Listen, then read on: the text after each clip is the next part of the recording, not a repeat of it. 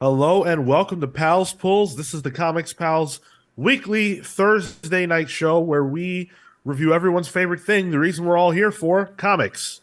Kale's here. Is that what we're supposed to be here for? No, it's a social club. Tyler. We're not here to talk about just random toys. This is my Etrigan action figure. This is this is I not what we're thought doing. this was the Toy Social Club. Yeah. No, I'm Sean. And I thought we were here to talk The about Tick? comics Nice. personally. Nice. Yeah. The Tick. Like, what? All right. I mean, I guess we'll doesn't talk he have about comic I'm a books. little loopy today, though. I will say. I'm just gonna give you that off the top. That's I the scariest thing imaginable for me as the host of this show. I was trying to mod a Sentry action figure, and I used spray paint, and I forgot to wear a mask, so I'm a little dizzy today. Okay. So Yeah. Tyler's been huffing paint. I've been reading comics. We've got 4 books for you this week. Four of Four. the week's biggest releases. We got Batman: One Bad Day, Bane, #1. The Flash 791. This is issue 2 of the 1 Minute War. The book that everybody is talking about, Immortal X-Men #10. And last but certainly not least, the listener pick this week in what was a hotly contested Ooh, yeah. week that saw a couple of creators actually retweeting the poll.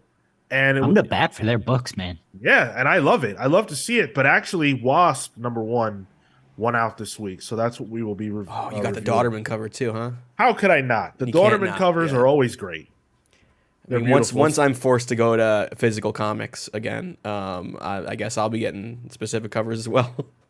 And real quick, since you mentioned it, this is the Daughterman variant. For those of you who aren't unaware, what he's been doing recently is he's been taking the main character of the book and drawing every costume they've ever had alongside their current one. And the Wasp's costumes fill up the nearly the entire page. Like there's so little room for Yeah. anything else. The creative teams are not on this because of how many costumes Wasp has. I love it. But that aside, before we dive into these reviews, want to let you guys know how you can find and support the show all over the internet. Of course, we're the Comics Pals, so at the Comics Pals on all social media platforms, including TikTok. If you want to watch us live, you can watch us every single Thursday at 6 p.m. Eastern on Twitch and YouTube.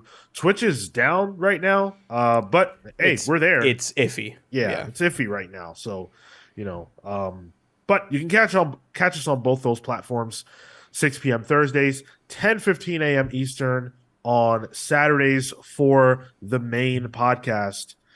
This week we'll certainly be talking about Comixology and all their woes.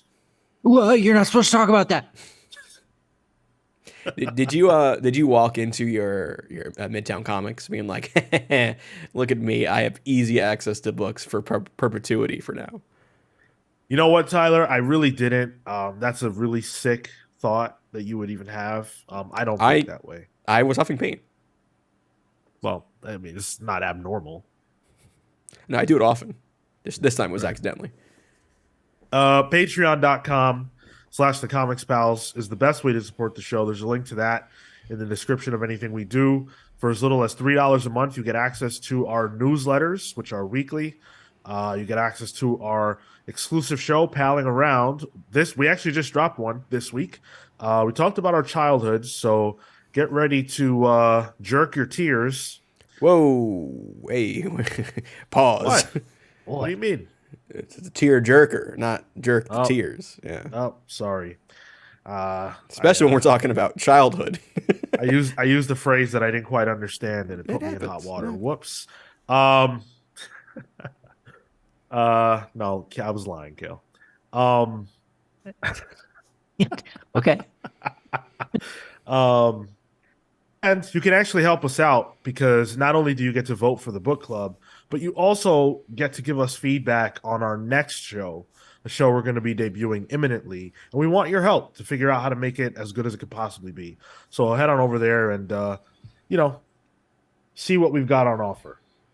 Let's talk about DC's first offering of the week. We got One Bad Day Bane. This is by Joshua Williamson on the script, Howard Porter doing the art, joined by Tamu Moray on colors, Steve Wands on the letters. So everybody knows Bane for just about one thing. That's, of course, Breaking the Bat. Batman and Robin. Oh, Good film. Introducing Good them flick. to their fetish of BDSM. That's, yeah. No? Batman and Robin. Oh, that. No. No? He was a gimp. He wasn't. He was a I guess he gimp. was a gimp. Yeah. I thought you were more alluding to Uma Thurman's Poison Ivy, because then I could be like, oh, you know. All that went together, and when you know about Joel Schumacher, none of that should surprise anyone.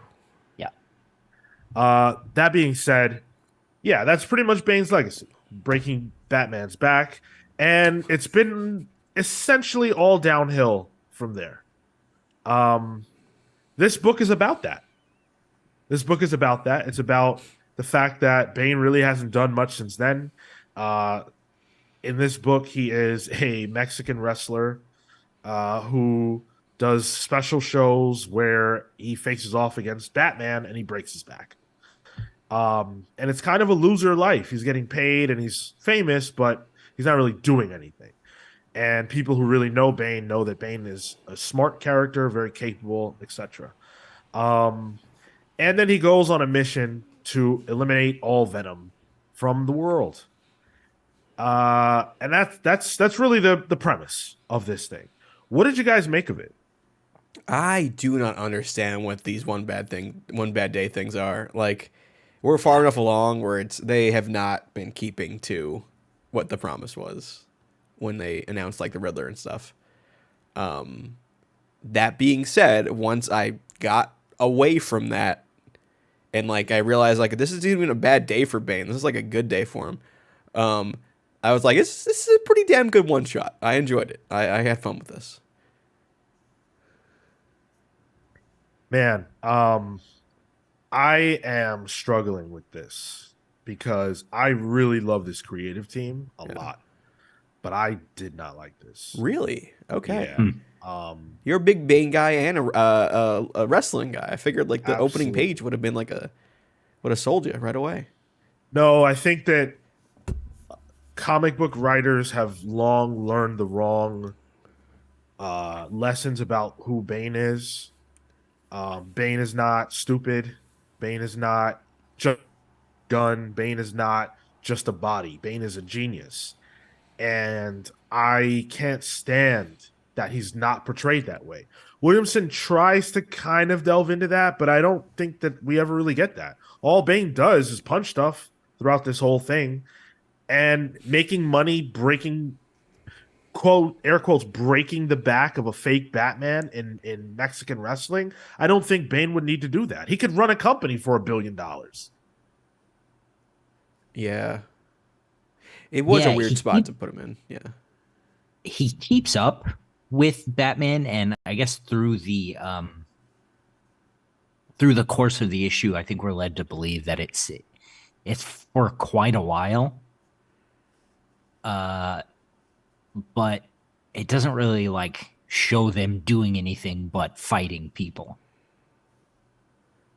Yeah. Exactly. Like when is Bane's intelligence really a factor here? I think there was an opportunity to do something really cool. I don't think this book needed Batman much. I think there was probably too much of that. And what is Bane's one bad day? Is it the day he took Venom? Is it the day he met Batman? Is it the day he broke Batman's back? What is it? I think this book's premise is that Bane already had his one bad day when he blew Batman's back out.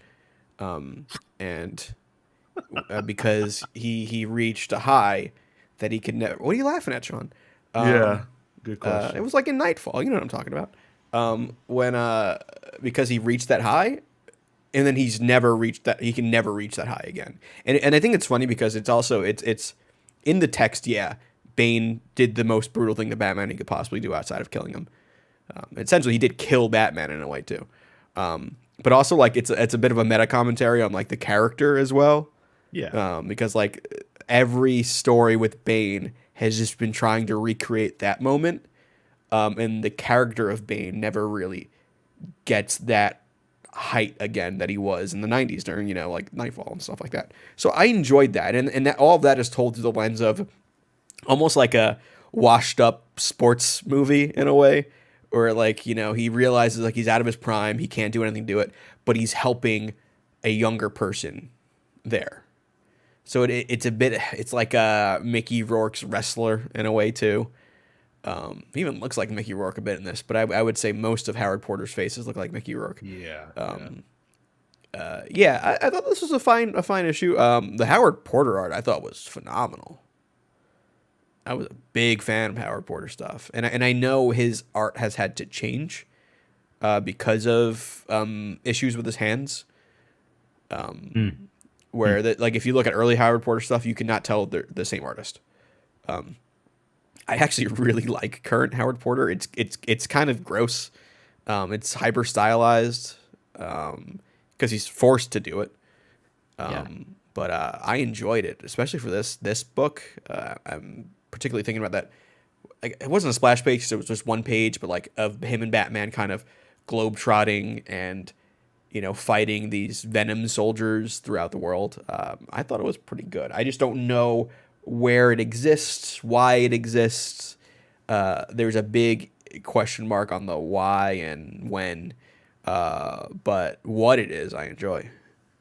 This is, by the way, canonically after Alfred's death.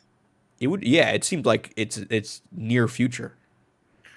So, on what planet is Batman even needing to team with Bane, let alone teaming with Bane? I'm not here for it. Just do it without Batman. Just let Bane be on his own journey. If the point is all about Bane anyway, then save the battle, or if you have to do it, save that for the end. Why are they teaming up? I just don't think the book benefited from that. And then the other thing for me is just like, it's commenting on Bane being tied to these things, but it also keeps him tied to those things. There's not going to be an issue 2. So if this is all there is, for the entire time he's tied to the same things that Joshua Williamson is saying through the book that Bane shouldn't be tied to. There's no follow-up to this. This is not even canon, most likely. Who knows at this point? Yeah, these One Bad Days can't be canon. So, do something different. I don't know. I wanted to love this a lot because I love the creative team. And I love Bane. Did you ever did you read Riddler? Yeah. Okay, yeah. you did, right? I talked about it here. I think it was just me and Sean on that episode. You tagged me with it, actually, Tyler. That's right. I loved it. Yeah, it was great. Yeah, I know you said this, Tyler, and I've said it all along. I just don't get how these have the premise. I thought it was fine. Kind of a paint by numbers Bane story. I don't know. It was fine. I do want to say something positive because I haven't said anything positive yet, and I feel bad about that. I really, really liked the way that in the end, Bane is kind of like, look, I'm not going out like this. If I need to fight you, and I know you'll beat me, but this is the only way that I can have peace. He says that to Batman. I felt like that was a moment where Williamson was tapping into the pain that Bane probably feels, being someone who quite simply doesn't live up to his potential. Because Bane is a genius. Bane can do anything.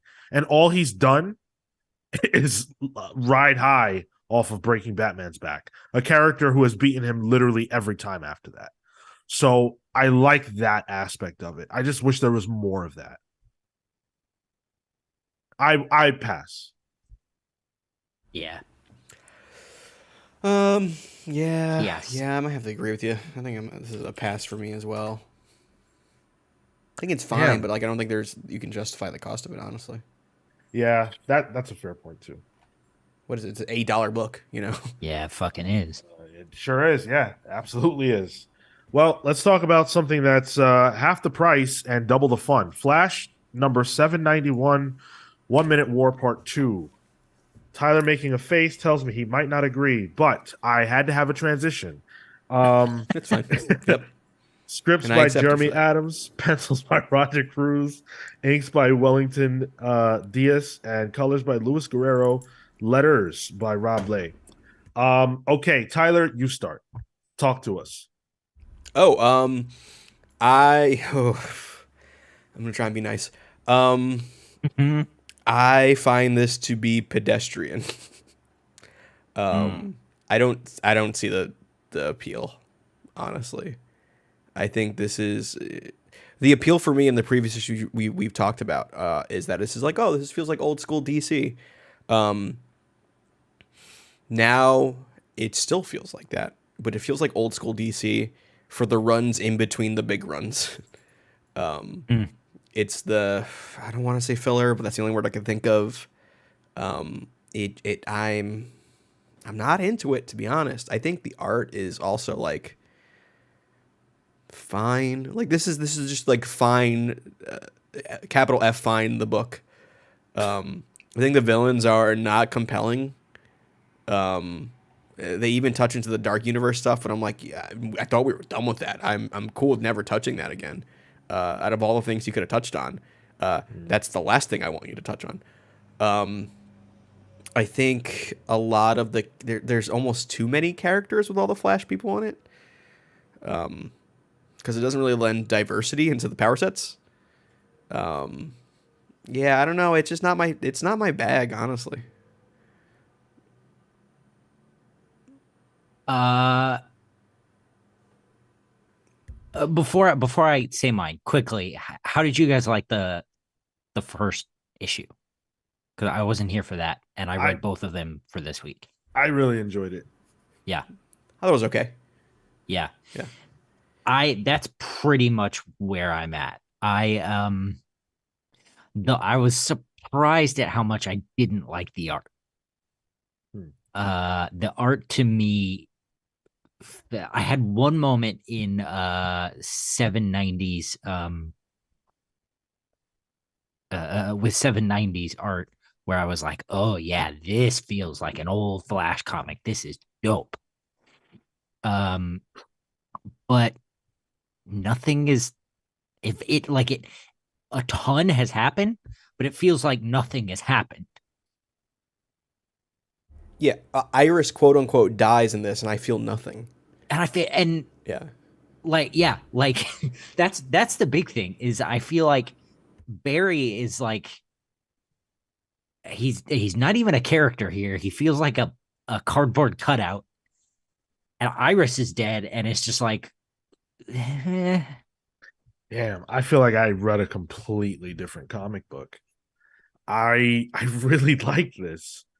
I thought it was awesome. I felt something when he was carrying Iris. I thought she was alive at the end of the last issue. I was like, it's a Yeah, it's a cliffhanger. Okay, wow, big deal. For them to still be saying she's dead and claiming that, I was like, oh shit, that sucks. It's terrible. Um, then I very. felt bad because I thought that I inappropriately called the book out for not making sense regarding the Speed Force because I realized that I mean the 1 minute war, like, is that literal? Is that a literal thing? Like these characters have the Speed Force, so they can cause destruction at a rapid rate, but that doesn't mean that everything else has to move slow, does it? Like so I would assume so because it's relative. that's what I thought. but I realized that I don't know. The book I thought I doesn't was understand it. That's the thing. I found the book conflicting itself when it comes to like the speed element of what's going on. they haven't shown anything moving slow. Like we've only It's all seen frozen. Yeah. yeah, like we've only really seen the Flash characters. So everything else is just like who knows, I guess. Clarification. Wally's wife, I forget her name. Linda. Linda. She can move fast.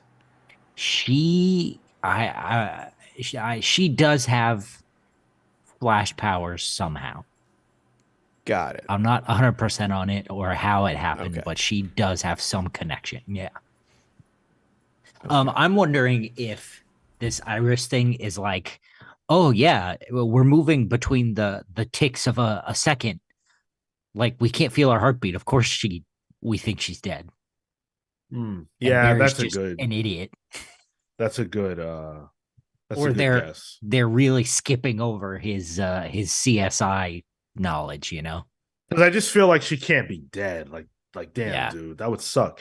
But I don't know. This is a Flash story. Especially from an art perspective, but even from a story perspective that I feel like is from a bygone era. And I really find myself liking that. And I didn't like it in the wrestling issue of Flash that we reviewed. Tyler, I don't know if you remember that. I think, yeah. I didn't like it then, but I like it now. I like the family. I appreciate that they're all together working on this together. I think that's awesome. I like the art. I love the colors. I think the colors are great. I think they're doing a lot of the work, but I love the colors.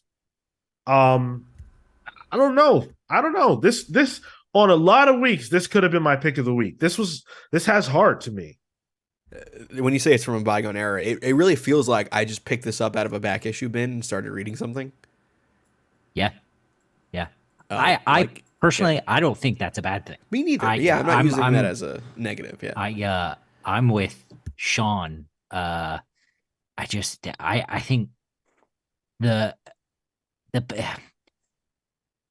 weird to say in a book about hyperspeed and things moving slow and fast at the same time, the pacing feels off to me. And these cliffhangers and things just, I don't know, they feel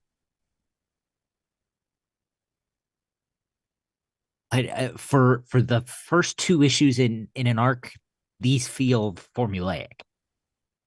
Oh, someone's died. Wow, here's someone new.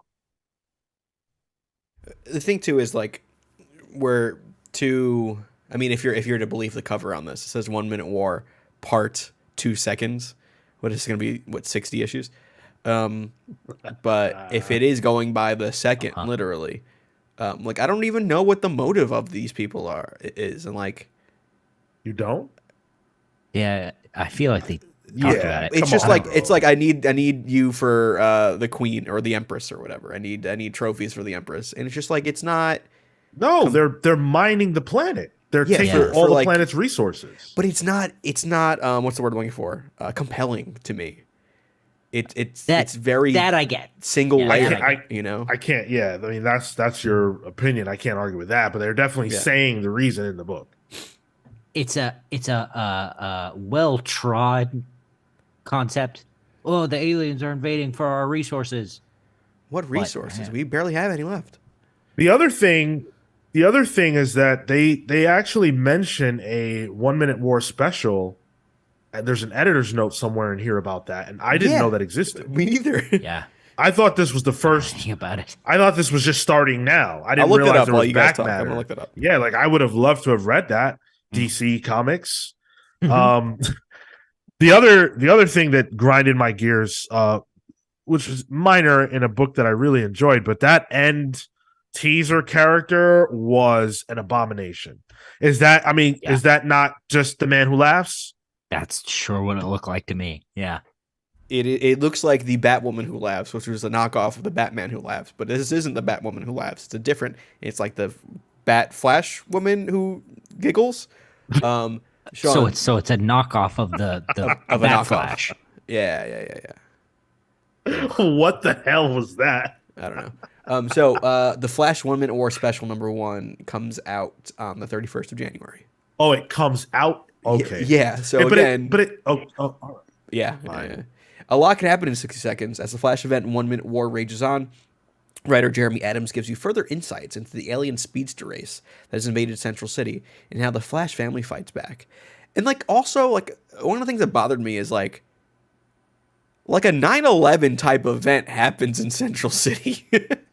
Yes. And like I don't feel anything. Well, I mean, it takes place in a microsecond. Like, I what guess. can you feel? Like, I guess. but like the thing is, like that, and it's the same thing about Iris dying. It's just like, well, this is the Flash, and these are hyper speed villains, and we're about to fight a hyper speed war. Like, but like when Coast I City can't- was destroyed, like I felt that. You know what I mean? Like yeah, but like that was a nuke being dropped, right?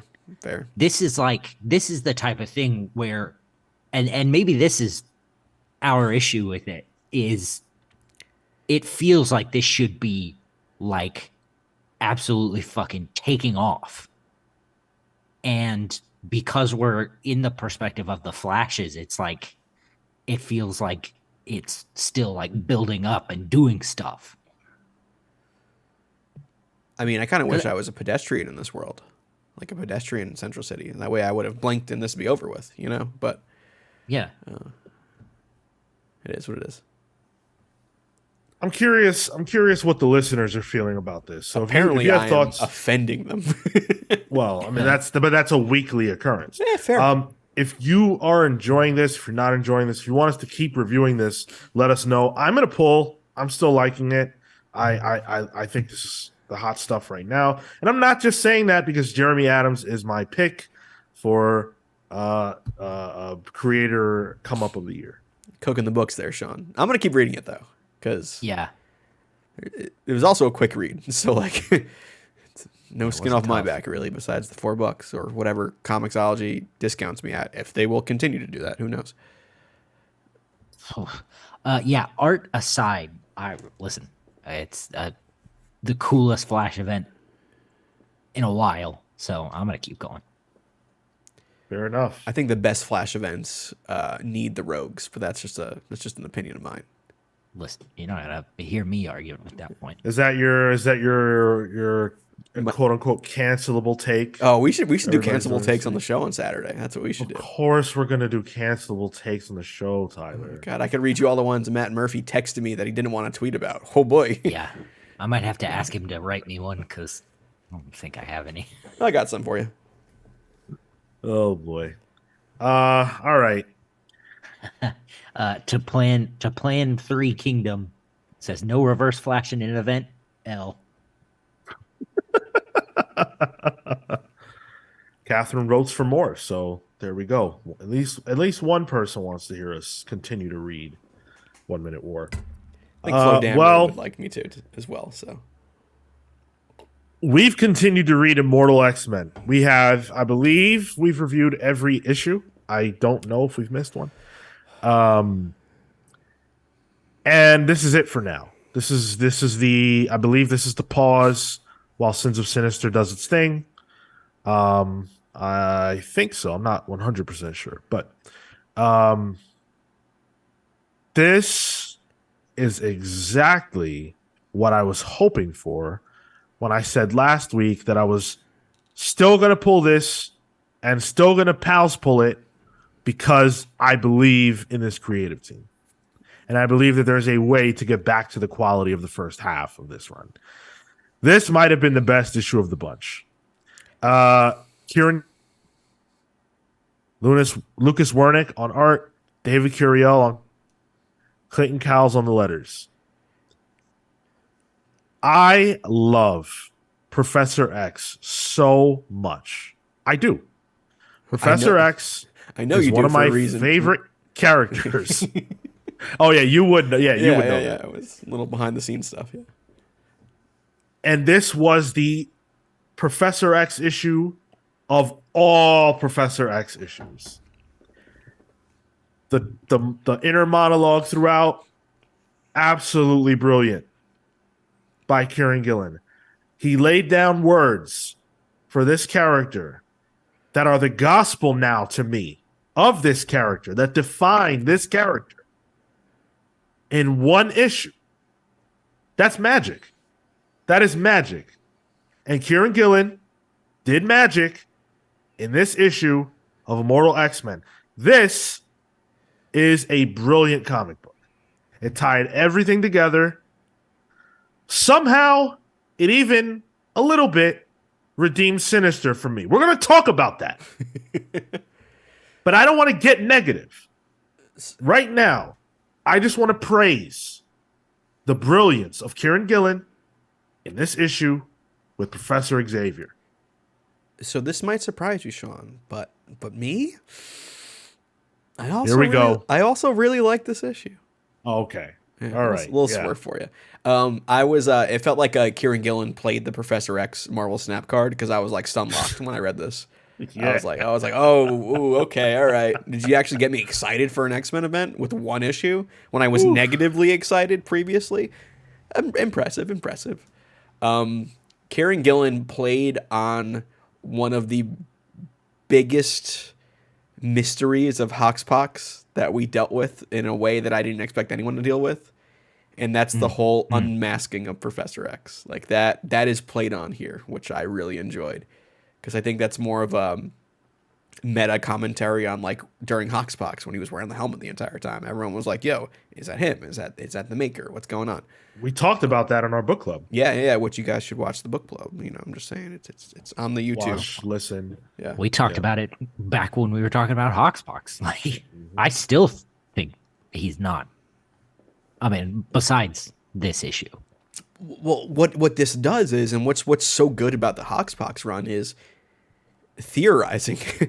It leaves stuff in the air. It leaves the room for interpretation and like, oh, this is what's going on. There's mystery involved, which I think was something that's really been missing from the X-Men stuff.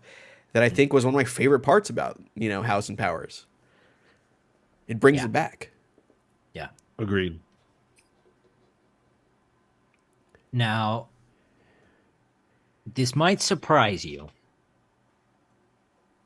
I felt okay about this. That's why the hell would that surprise me? That's glowing though from you. That's a glowing review from you.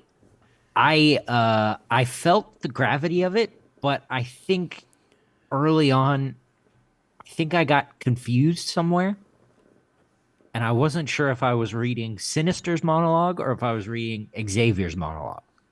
And I think the idea, by the time you get to the end, I think the idea is probably that they're sort of one and the same.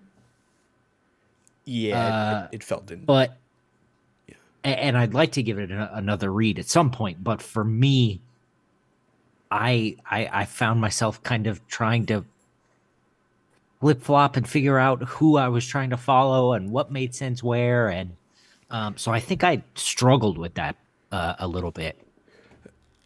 Sean, are we saying what happens in this? Can we, or are we tiptoeing around it? I would like to talk about it. All right. So look, spoilers. If you hear this, you really, really, really shouldn't listen anymore. Skip ahead if you're watching this after. Mute it for like a few minutes if you're watching us live right now. But yeah, this is a massive spoiler. Go ahead. So at the end of this, we realize that the newly resurrected Professor X is a clone of Mr. Sinister, right? That's essentially what it is. Which is going to be kind of kicking off the Sins of Sinister event, right? Here's my thing. I don't think it's just Professor X. Yeah, I get that vibe too. I feel like it's everyone that was just revived. I feel like it'll probably be like the whole council. Oh, I see. I think it's Exodus, Emma, and Xavier. and Hope is possibly also a clone. I don't know if I'm reading too far into this, but this panel right here, where those specific characters are all like kind of walking, there's something about that makes me think you might be right. They're in like, cahoots, and also the Immortal X-Men covers, they're front and center. Right. So there's something definitely weird going on with them, and I like it. It's like Secret Invasion, you know, like who can you trust at this point? Yeah, I'm down for it. So there was a lot of conversation about how this makes sense at all, and it's something that I think you're rewarded if you're willing to do some research or if you already know. But if you don't, then I'm hoping that Sins of Sinister will delve into more about how what Tyler just laid out is possible. We know it's possible because they teased it in a prior issue of Immortal X-Men. So there's something to that. The degree to which, I guess we're going to have to find out. Well, so I actually read the data issue the data page in this issue, which I usually skip. And it explicitly talks about like, hey, we can only really make these resurrected mutants because of Mr. Sinister. He has all these clones. He has all this DNA. It would be nice if we can, grow out of that and we're almost there to not needing him anymore, but we still need him. And I think this is just showing how like, oh, that was your cardinal sin, ever trusting him in the first place. Right. And these are the ramifications of doing that. Mm-hmm. Yeah, 100%. It's a big mistake. It's a huge mistake. Gosh. Did you guys just see that dog stretch? Oh my gosh. He did the... How often are you just like amazed at your dog? Oh man. Daily? Nightly? There were other things that I thought were great here. I really like when they put Sinister in the pit. That was awesome. Right in the Krakosi. I really felt a lot when Cable was had grabbed Hope's body and brought her to the council or brought her to be resurrected, and all the characters are standing around, and like the significance of her dying. Like, what a job they've done taking a character who basically flopped when she was brought, when she came out, and making her one of the most important characters, and to me one of the most interesting characters going right now, to where I cared this much. I've always loved Hope, but to where I cared this much that she died when I know she'll be resurrected. That's good work. Yeah, because Cable's her dad, even though he knows he can. Well, you don't know if you can resurrect Hope. That's the whole issue with Hope. There's a mystery around that.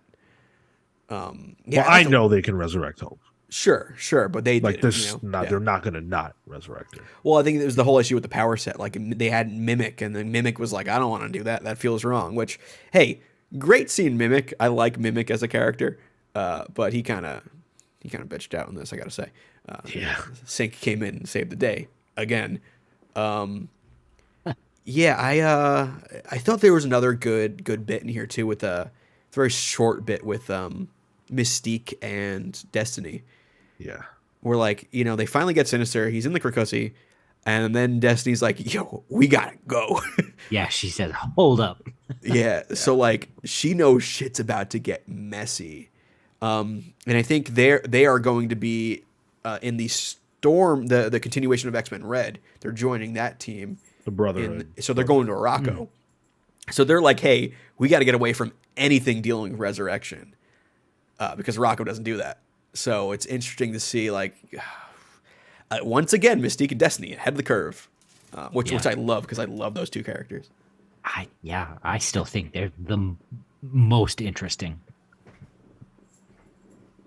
We should talk about the Lucas Wernick art, which I thought was fantastic. It's consistent. Like he's been great the entire time, but I think he was called to do a lot in this issue. There's just not that much talky stuff, which Immortal X-Men has had quite a bit of. There's a lot of movement. I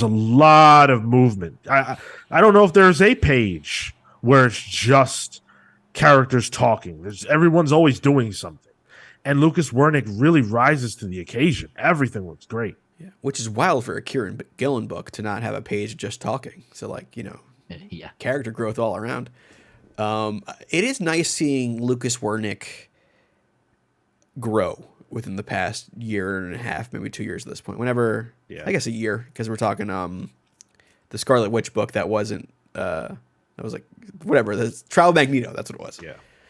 Seeing him grow from there. There's that one, like, half page of the X-Men all gathered and, like, trying to, storm Sinister or whatever. And it is just nice. It just has Cyclops and Jean Grey. It's like all of the core members just like guns blazing. I really like that page. Yeah. To me, this was a really special issue.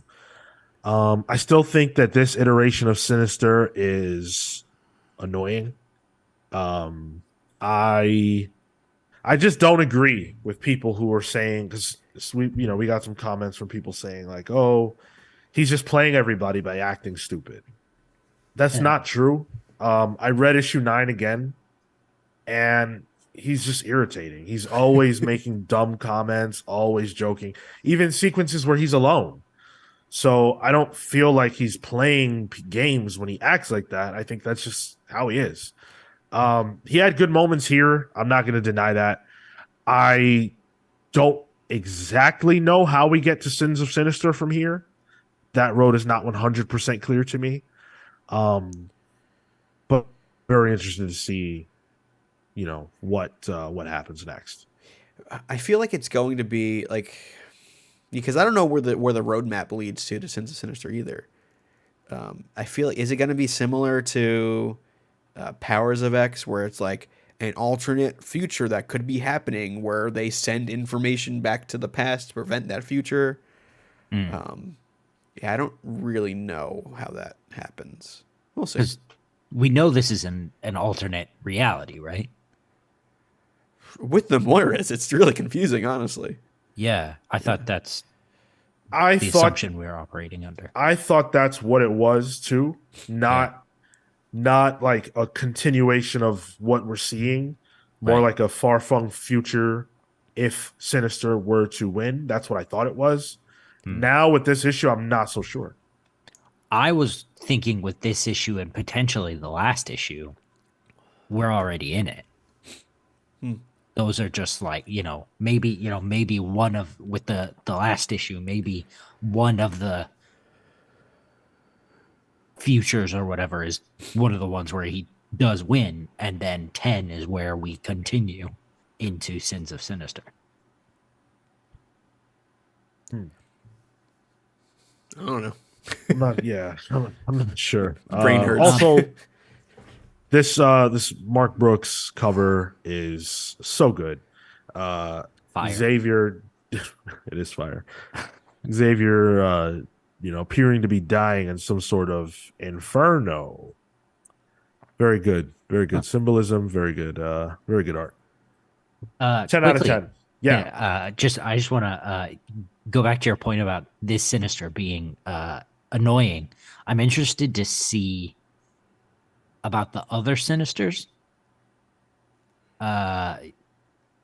especially the one with the spade on his head, because that he's supposed to be like the old one, right? The one that like knew Destiny and Mystique when they were Sherlock Holmes or whatever the fuck. I wonder if that's the scary Sinister. The one we saw in the animated series that, made everybody shit their pants all the time. And, Is this a 3 Joker situation? That's what this whole thing gives me 3 Jokers vibes. I don't care about that aspect of this story at all. I don't. Yeah. But I don't know. That's just my thought. Maybe he's actually the good one. I'm strapped in for the ride though. That's for sure. Yeah. I can't tell you what's really going on, but I'm interested nonetheless. Pick of the week. Buy this comic. Same. Yep.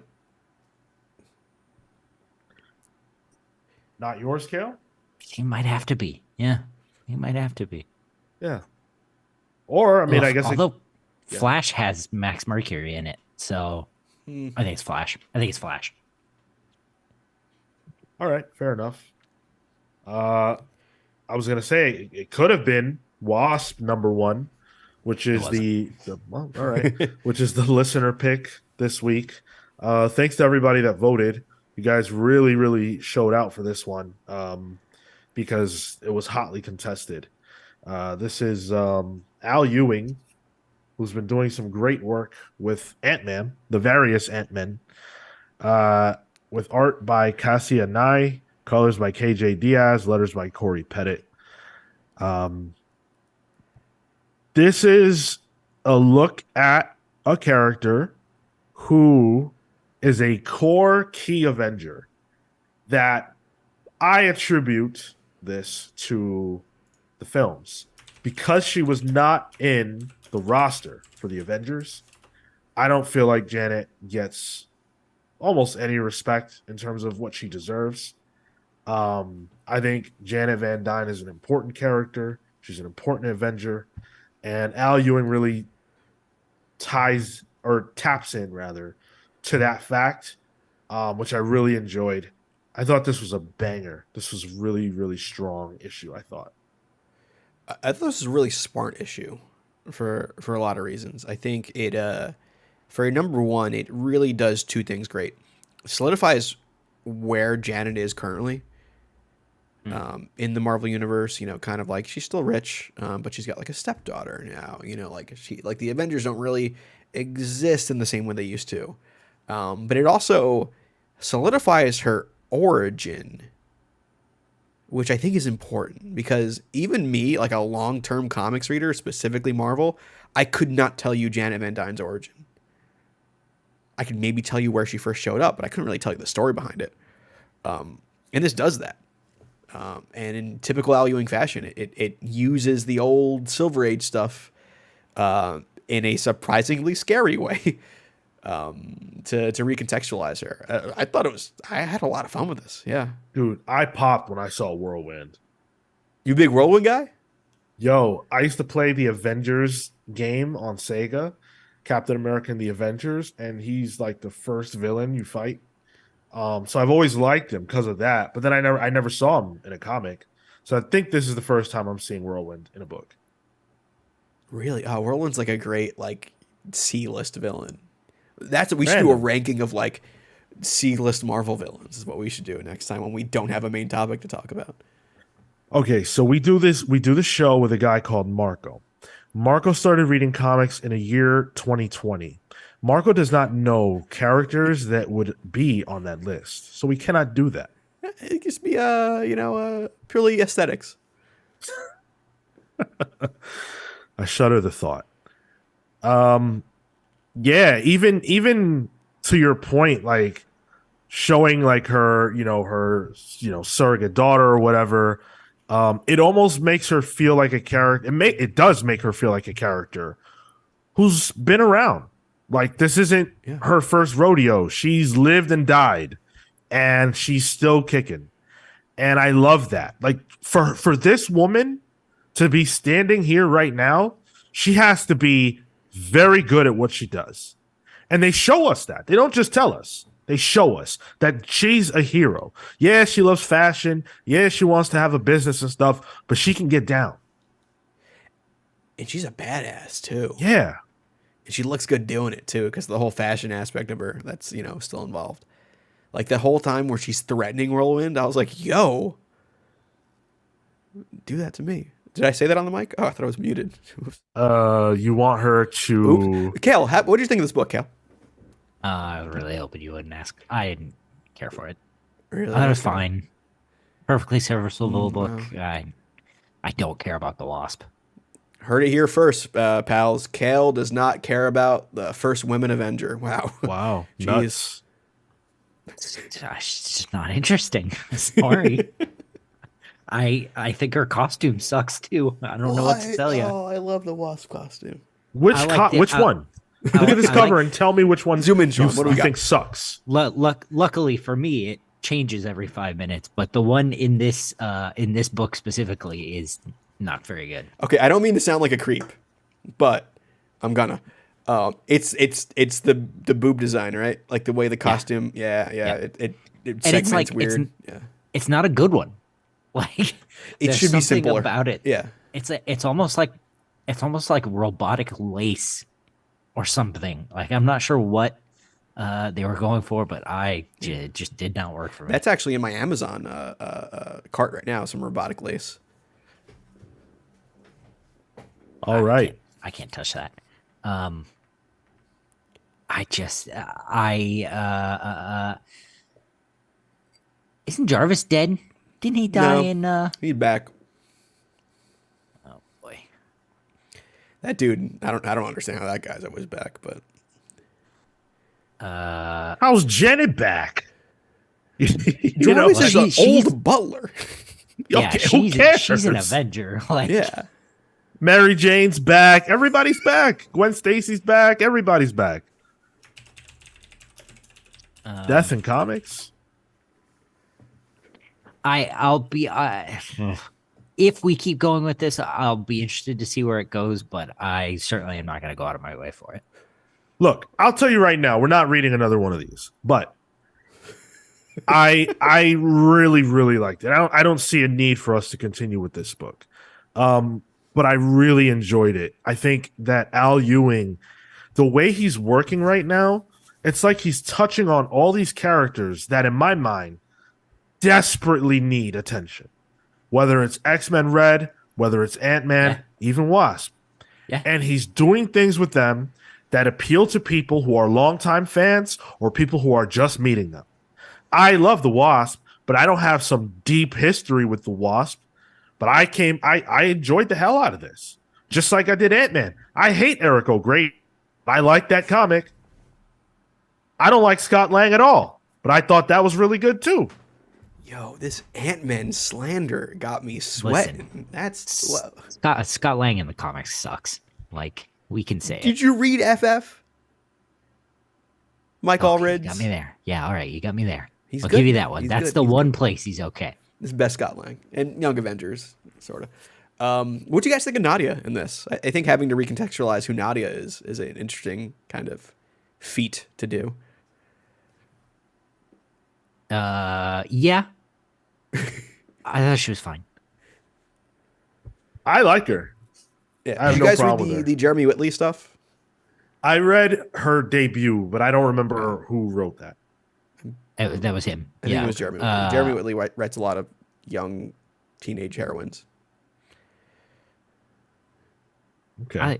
Well, it's fine. I say pull. We're not I going to think read if any you more like- of these, but you should pull this one. No, I mean, listen.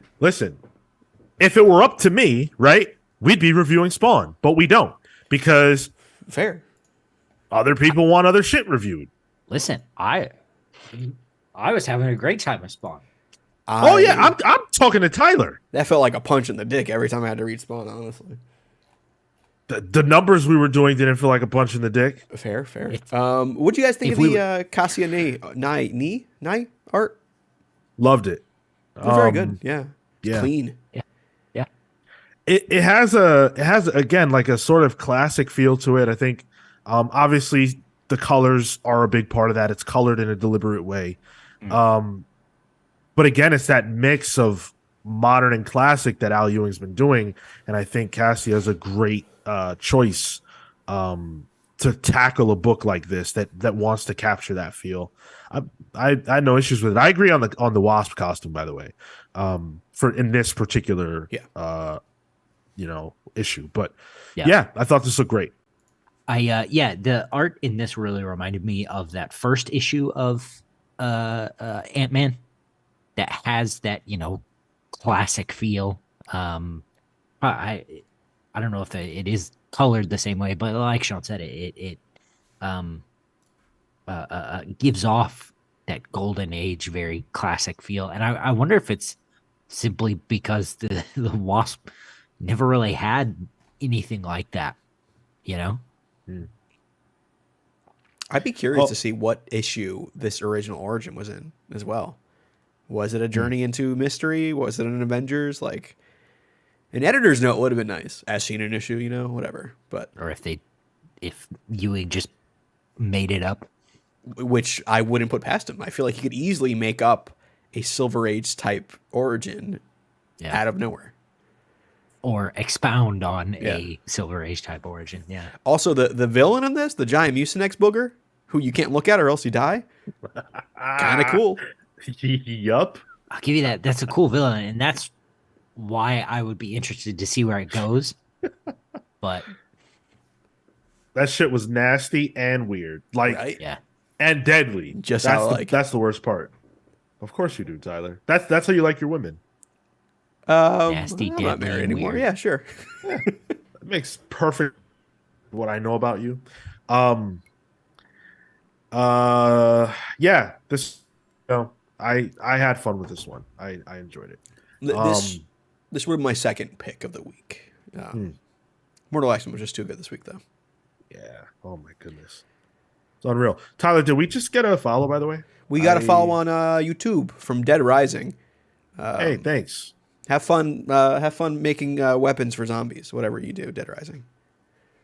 What? It's the game where you're in a mall and you make the weird weapons out of you can make right. a broom with a chainsaw attached to it, so you have some range. I never played that. They're fun. You know what's fun? The fact that every week we have a listener pick. Wasp was that this week. Go vote. Every single Saturday after our main show, you can vote for which book you think we should review next week. So the vote will be up. You guys will know on social media at the Comics Pals what the options are. If you want to submit for a book that's not on the list, something you think we should be reading, leave us a comment somewhere. Anywhere that you can interact with us, you leave us a comment, we'll see it, and we'll take that into consideration. You could also alternatively join our Discord server and leave your comments there. But our reviews are over. Show's not over, though, because we do want to let you guys know what books we're looking forward to next week in the last segment we like to call Pals Pulls. Tyler, take it away. So for Pals Pulls, we have a couple of books that we're excited for next week. Sean, you have Sins of Sinister #1. Yep.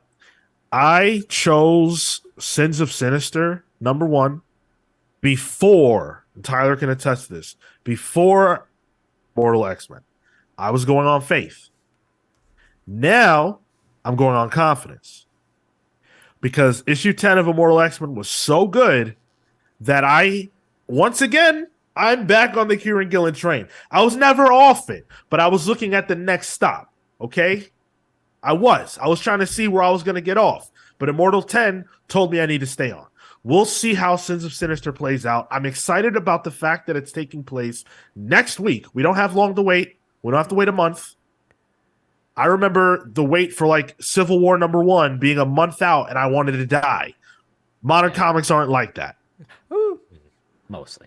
We still have a Flash book that got referenced in this week's issue that doesn't come out for 2 weeks. But At least the event's happening. Sure. Yeah. The point is, I'm looking forward to this. I think this has the potential to be great. I don't foresee another X Lives, X Deaths on our hands.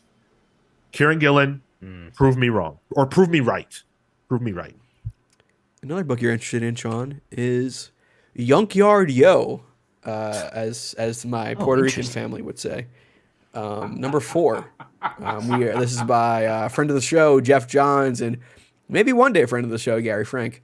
As Sean keeps laughing, I guess I will talk about this. This is the issue we never got to read, so we're finally in the new stuff now. So it's exciting. Oh man, dude. Oh god, you kill me.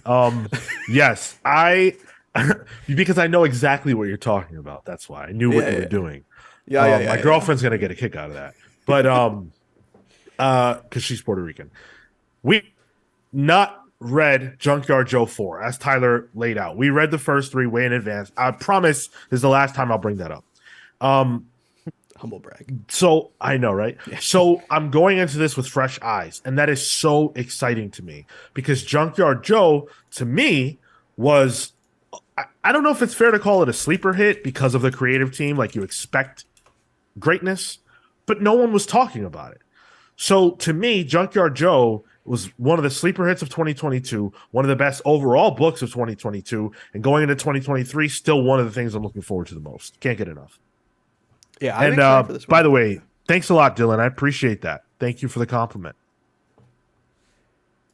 Let's see. Who's up next? It's Marco. Oh, Marcos is still in here. Marco wanted this Adolf Hitler cover, Sergeant Rock versus Army of the Dead.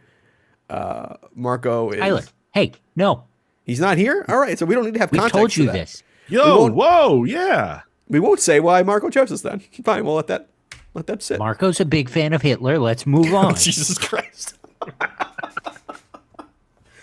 He's just a big Bruce Campbell guy, I swear. He told us there were things we couldn't say, but he didn't say we couldn't say that. That's so true. Thank That's you. true. Not in his mandate. I am picking Saga number 61. Whenever I see a new Saga issue, I pick it up. It is the only book that I still pick up physically. The only one.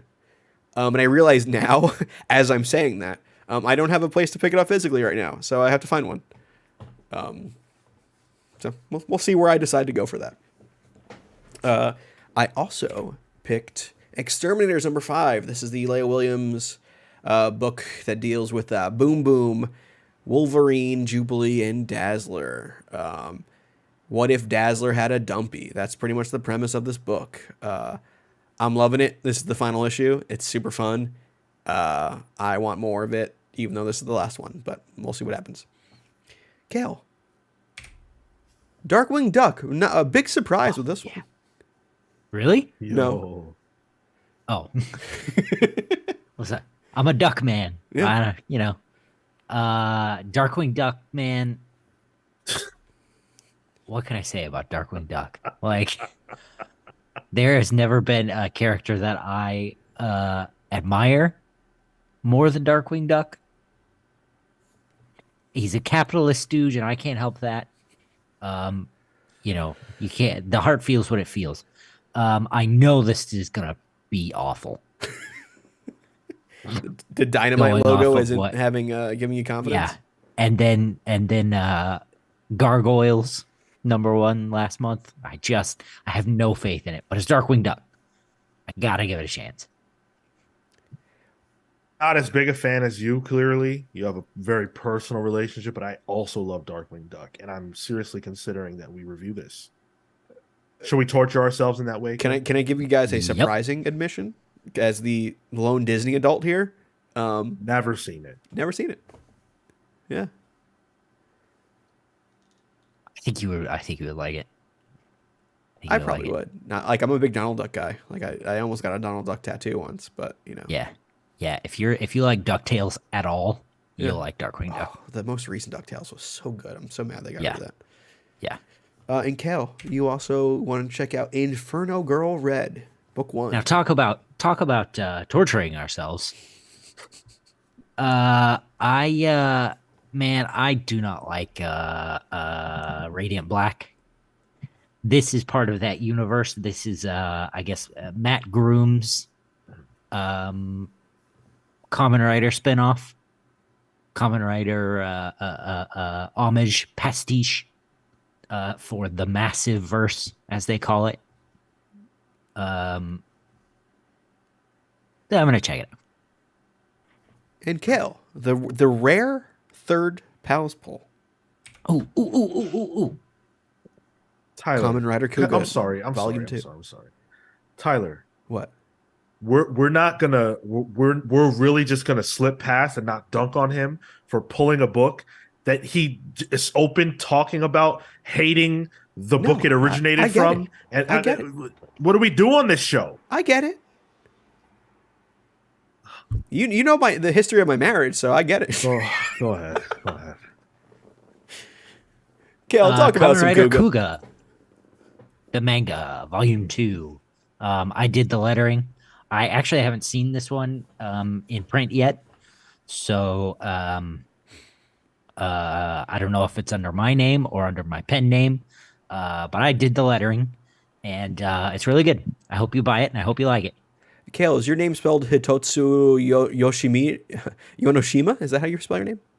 Yeah, Okay. you know it. You and the Cebulski camp there. Looks cool. Looks cool. Even though he looks like pastrami in the cover, I'm just hungry. Dude, the fucking the covers, and then there are color pages in this Ooh. that aren't color. Because my employer is cheap and balls. Excuse the cover, excuse the color pages. They look awful. But You're not everything selling else the looks book, Cal. everything else looks great. I promise. I promise. If you'll get past those, everything else is great. I'm gonna buy it. Kale, I mean, listen, that was the worst sell job ever, but Kale's a part of the team. Kale worked hard. Kale's talented. Buy this book. I'm the talented one on the team. I can't speak for anybody else. Listen, Great why would we creative even partner, bother? Cal Ward. Oh, did you hear that, guys? A bus just drove by. I think the whole other creative team was underneath it. That's terrible, Tyler. All right. That's going to do it for this week's Pals Polls. Thank you guys so much for listening. Come hang out with us on the main show, which streams live on Twitch and YouTube. Tyler, what are you doing? I want, because we don't do plugs on the show, but I do want to do a plug if that's okay.